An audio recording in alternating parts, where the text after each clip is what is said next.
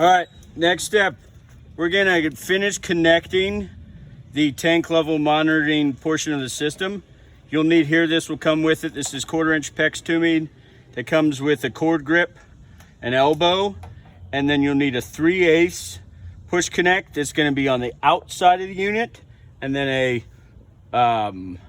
smaller Y fitting that's gonna be on the inside of the unit that you're gonna screw one on one side, one on the other.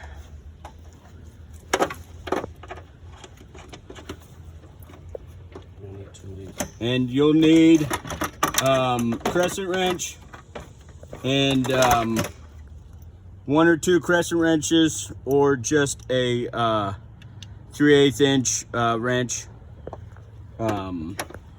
so you can tighten it. So make sure it's tightened, and you also want this Y to be flat, and it turns on its own, but just so make sure it's oriented right across the board. If you have another person here, it would be much easier if you have them hold the lid. If not, just have it rest on your forearm there and you should be fine.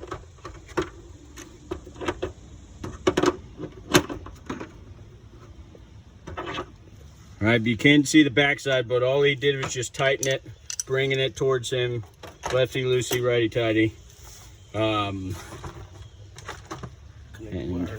And now what you do, once it's in place, very important step is connecting this clear wire, one going into the right side of the Y and the other one going in from there to the board. So you got to make sure the length, there's plenty of space, but this is where you're going to have to use your tube cutters or wire cutters to cut this down. Tube cutters is much easier and gives you a flatter cut.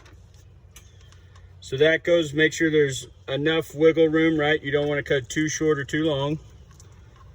So then now, the very important step, and this is a step that when you're going out to systems later after it's been installed, that you'll see that it will be disconnected from the board. So this is important. So now the left side here is going to go straight from the left Y directly to the board. So on the board, try to come down here. On the board, you'll see this little silver tip right there. All right, that silver tip right there is where this small tube connects. And you want to make sure it's flush. You don't push it in too hard, so be gentle with the board. You might have to wiggle a little bit, but be gentle, don't force it. But make sure it's all the way flush.